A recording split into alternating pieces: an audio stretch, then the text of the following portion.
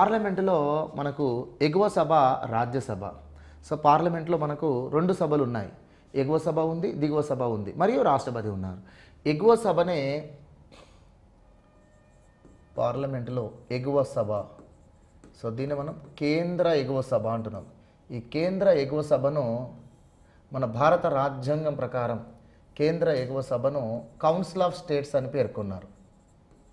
ఏమని పేర్కొన్నారు? Council of states అని పేర్కొన్నారు.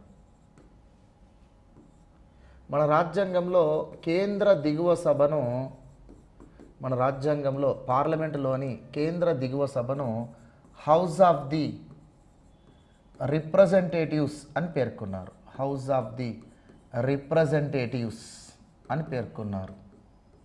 హౌస్ ఆఫ్ ది రిప్రజెంటేటివ్స్ అంటే ప్రజాప్రతినిధుల సభ అని, మరియు రాష్ట్రాల మండలి అని, ఇలా మనం దిగువ సభను, ఎగువ సభను పేర్కొనడం జరుగుతుంది. ఓకేనా? సో భారత రాజ్యాంగం ప్రకారం పార్లమెంటుకు ఎన్నికలు 1951, 52లో జరిగినాయి.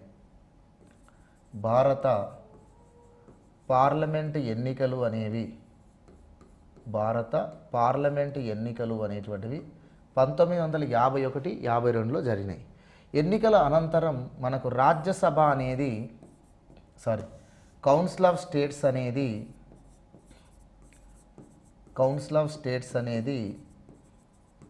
1952 ఏప్రిల్ 3వ తేదీన ఏర్పడింది. 1952 ఏప్రిల్ 3వ తేదీన కౌన్సిల్ ఆఫ్ స్టేట్స్ ఏర్పడింది. ఇక house of the రిప్రజెంటేటివ్స్గా పేర్కొనే Sabha, house of the రిప్రజెంటేటివ్స్గా పేర్కొనేటువంటి సభ వచ్చేసి 1952 ఏప్రిల్ 17వ తేదీన ఏర్పడింది. ఏప్రిల్ 17వ తేదీన ఏర్పడింది. అర్థమవుతుందా? ఫైనల్లీ 1952 మే 13వ తేదీన, 1952 మే 13వ తేదీన ఈ రెండు సభల సమావేశం అంటే భారత పార్లమెంటు సమావేశాలు ప్రారంభమైనాయి. భారత పార్లమెంటు సమావేశాలు ప్రారంభమైనాయి. ఎప్పుడు? 1952 మే 13వ తేదీన మన భారత పార్లమెంట్ సమావేశాలు ప్రారంభమైనాయి. ఓకేనా? ప్రారంభమైనాయి. సో అందుకని మనకు 2002 మే 13న పార్లమెంటు గోల్డెన్ జూబ్లీ సెలబ్రేషన్ను జరుపుకుంది. స్వర్ణోత్సవాలు, గోల్డెన్ జూబ్లీ సెలబ్రేషన్స్ అనేటువంటివి నిర్వహించుకోవడం జరిగింది. గోల్డెన్ జూబ్లీ సెలబ్రేషన్స్ అనేటువంటివి నిర్వహించుకున్నారు. ఎప్పుడు? 2002 మే 13న. మనకు ఒకసారి ఎగ్జామ్లో అడిగారు, మన పార్లమెంట్ యొక్క గోల్డెన్ జూబ్లీ సెలబ్రేషన్స్ అనేవి ఏ ప్రైమ్ మినిస్టర్ హయాంలో జరిగాయి అని అన్నాడు. అప్పుడు మనం అటల్ బిహారీ వాజ్పేయి అని గుర్తుంచుకోండి. సో ఇక్కడ 2002 మే 13 నాటికి 50 సంవత్సరాలు మన భారత పార్లమెంట్ సమావేశాలు ప్రారంభమై మన భారత పార్లమెంట్ రాజ్యాంగం ప్రకారం తమ అధికారాలను, తమ విధులను ప్రారంభించి 50 సంవత్సరాలు పూర్తవుతున్న సందర్భంగా గోల్డెన్ జూబ్లీ సెలబ్రేషన్స్ అనేవి మనం జరుపుకోబోతున్నామని తెలుసుకొని ముందుగానే మన పార్లమెంటు పైన టార్గెట్ చేసి ఉగ్రవాదుల దాడి అనేది చేశారు. ఇతర పాకిస్తాన్ లాంటి శత్రు దేశాలు, తీవ్రవాద సంస్థలు కలిసి మనం 50 సంవత్సరాలు విజయవంతంగా పార్లమెంటు 50 సంవత్సరాలను పూర్తి చేసుకు గోల్డెన్ జూబ్లీ సెలబ్రేషన్ చేసుకోబోతున్నామని చెప్పేసి ఒక అక్కస్తో దానికంటే ముందు ఒక 6 నెలల ముందు 2001 డిసెంబర్ 13న చూడండి, మే 13 నాటికి అంటే ఒక 6 మంత్స్ ముందు మనం గోల్డెన్ జూబ్లీ సెలబ్రేషన్ జరుపుకోకుండా 6 మంత్స్ ముందే పార్లమెంట్ పైన ఉగ్రవాదులు దాడి చేసి బీభత్సం సృష్టించాలి అని చెప్పేసి అనుకున్నారు. కానీ మన సెక్యూరిటీ అనేటువంటిది అద్భుతంగా, సో ఎలాంటి సంఘటనలు, ఎలాంటి నష్టం జరగకుండా వారిని తిప్పికొట్టడం జరిగింది. అయితే మన పార్లమెంటుపై టెర్రరిస్ట్ అటాక్కు సూత్రధారిగా ఎవరిని పేర్కొంది మన భారత ప్రభుత్వం అంటే అఫ్జల్ గురు. వాడిని పేర్కొనడమే కాదు, వాడిని అరెస్ట్ కూడా చేశారు. అఫ్జల్ గురును అరెస్ట్ కూడా చేశారు, వాడు దొరికాడు. ఈ అఫ్జల్ గురుకి ఉరిశిక్ష కూడా విధించింది మన న్యాయస్థానాలు. సో అఫ్జల్ గురును 2013 ఫిబ్రవరి 9న అఫ్జల్ గురును ఉరి తీయడం అనేటువంటిది జరిగింది. అఫ్జల్ గురును ఉరితీయడం అనేటువంటి జరిగింది. దాని పేరే ఆపరేషన్ 3 స్టార్ అని చెప్పేసి అన్నారు. అఫ్జల్ గురు పార్లమెంటు ఉగ్రదాడికి ప్రధాన సూత్రధారైన అఫ్జల్ గురును ఉరితీయడాన్ని భారత ప్రభుత్వం ఏ రకంగా పేర్కొందంటే ఆపరేషన్ 3 స్టార్గా పేర్కొంది అని చెప్పేసి గుర్తుంచుకోండి.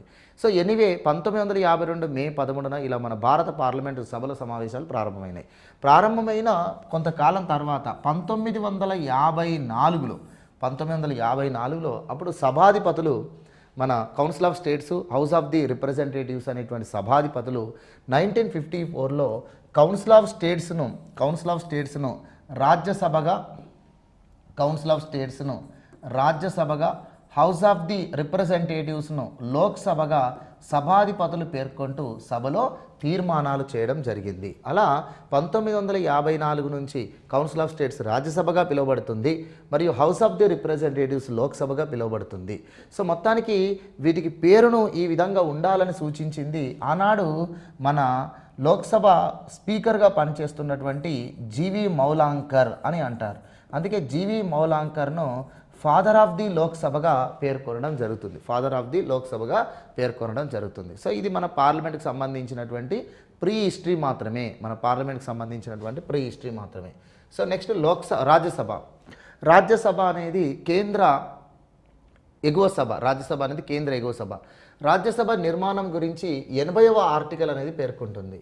సో రాజ్యసభ నిర్మాణంలో ఎన్నికైన మొదలైన అంశాలు అంటే రాజ్యసభ నిర్మాణం గురించి కానీ రాజ్యసభకు ఎన్నికయ్యేటువంటి వ్యక్తుల గురించి కానీ మనకి 80వ ఆర్టికల్లో వెరీ క్లియర్గా రాశారు. రాజ్యసభ నిర్మాణం, రాజ్యసభ సభ్యుల గురించి ఏ ఆర్టికల్ పేర్కొంటుందంటే 80వ ఆర్టికల్ పేర్కొంటుంది అని చెప్పేసి గుర్తుంచుకోండి. సో ఇక్కడ రాజ్యసభని మనం ఏ పేర్లతో పిలుస్తాము అంటే కేంద్ర ఎగువ సభ అని, అదేవిధంగా కేంద్ర పెద్దల సభ అని, అదేవిధంగా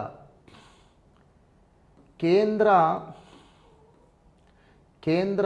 శాశ్వత సభ అని, అదేవిధంగా సమాఖ్య సభ అని లేదా రాష్ట్రాల మండలి అని ఇలా వివిధ పేర్లతో పిలుస్తాం. సో కేంద్ర ఎగువ సభను ఇంగ్లీష్లో అయితే కౌన్సిల్ ఆఫ్ స్టేట్స్ అంటాం. సో ఈ రాజ్యసభనే కేంద్ర ఎగువ సభ అంటాం, సెంట్రల్ అప్పర్ హౌస్ అంటాం.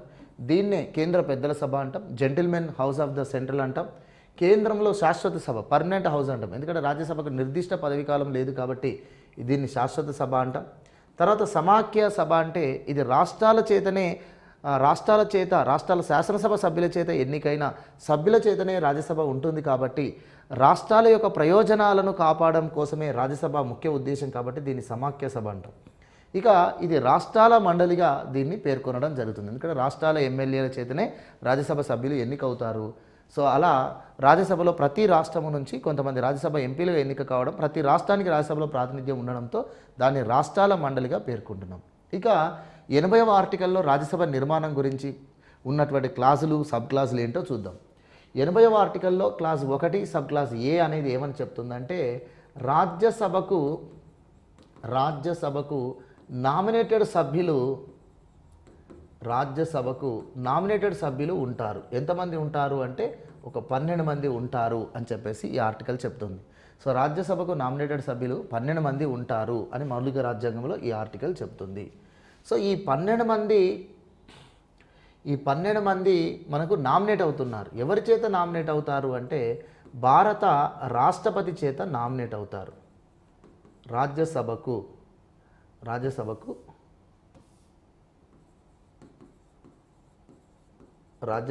12 మంది సభ్యులు రాజ్యసభ ఎంపీలుగా రాష్ట్రపతిచే నామినేట్ అవుతారు. సో ఇక్కడ రాష్ట్రపతిచే నామినేట్ అవ్వడం అంటే ప్రధానమంత్రి కేంద్ర మంత్రిమండలి కలిసి రాజ్యసభ నామినేటెడ్ సభ్యులు ఎవరు అనేది డిసైడ్ చేస్తారు. సో వారి యొక్క నిర్ణయం మేరకు రాష్ట్రపతి వారిని రాజ్యసభకు నామినేట్ చేయడం అనేటువంటిది జరుగుతుంది. సో ఇటీవల మనకు నామినేట్ చేసినటువంటి వారిలో పిటి ఉషా, ఇళయరాజా, తర్వాత విజయేంద్ర ప్రసాద్, రాజమౌళి తండ్రి విజయేంద్ర ప్రసాద్, తర్వాత వీరేంద్ర హెగ్డే అనేటువంటి వ్యక్తులు ఇటీవల మనకు రాజ్యసభకు 4 ఎంపీలు నామినేట్ కావడం జరిగింది. ఇలా మనకు రాజ్యసభలో 12 మంది సభ్యులు నామినేటెడ్ ఎంపీలుగా రాష్ట్రపతి చేత నామినేట్ అవుతారు ప్రధానమంత్రి మంత్రిమండలి నిర్ణయం మేరకు. ఇక నెక్స్ట్ 80వ ఆర్టికల్లో క్లాస్ 1B ఇక్కడ ఏమని చెప్తున్నారంటే నామినేటెడ్ సభ్యులు మినహా ఇతర సభ్యులు ఎంత ఉండాలి అనేటువంటిది, ఇతర స్థానాలు ఎంత ఉండాలి అనేటువంటిది పార్లమెంటే చట్టం చేసి నిర్ణయిస్తుంది అన్నారు. సో అందుకోసం చేసిన పార్లమెంట్ చట్టమే నియోజకవర్గాల పునర్వ్యవస్థీకరణ చట్టం. ఈ చట్టం ప్రకారం ఇతర సభ్యులు ఎంతమంది అంటే గరిష్టంగా 238 మంది అన్నారు. సో ఇది మ్యాక్సిమం రాజ్యసభలో ఎలక్టెడ్ మెంబర్స్ ఎంత ఉండాలి అని చెప్పేసి మనకు పార్లమెంట్ చట్టం చేశారు. సో ఎంత ఉండాలంట 238 ఉండాలన్నమాట. Maximum 238 members elected members. ఇక నామినేటెడ్ మెంబర్స్ 12 మెంబర్స్. కాబట్టి ఇక్కడ 238 ఎలక్టెడ్ మెంబర్స్ 12 నామినేటెడ్ మెంబర్స్. కాబట్టి మొత్తం రాజ్యసభ మ్యాక్సిమం నంబర్ ఎంత అంటే రాజ్యసభలో మెంబర్స్గా మ్యాక్సిమం ఎంత అంటే 250 అని గుర్తుంచుకోండి. అయితే వాస్తవానికి ప్రస్తుతానికి రాజ్యసభలో 238 మంది నామినేట్ కావాల్సి ఉంది. 238 మంది నామినేట్ కావాలి. 233 మంది ఎన్నుకోబడాలి. 12 మంది నామినేట్ అవ్వాలి. 12 మంది నామినేట్ అవ్వాలి. 238 మంది ఎలక్ట్ అవ్వాలి. కానీ ప్రస్తుతం 233 మందే ఎలక్టెడ్ మెంబర్స్ అనే విషయాన్ని గుర్తుంచుకోండి. ఎందుకంటే మనం 250గా ఏర్పాటు చేసేవాళ్ళం.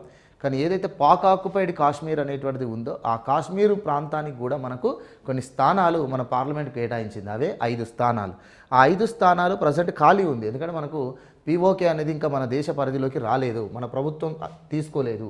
కాబట్టి 250 ఉండాల్సింది. ప్రస్తుతం మనకు 245 ఉంది.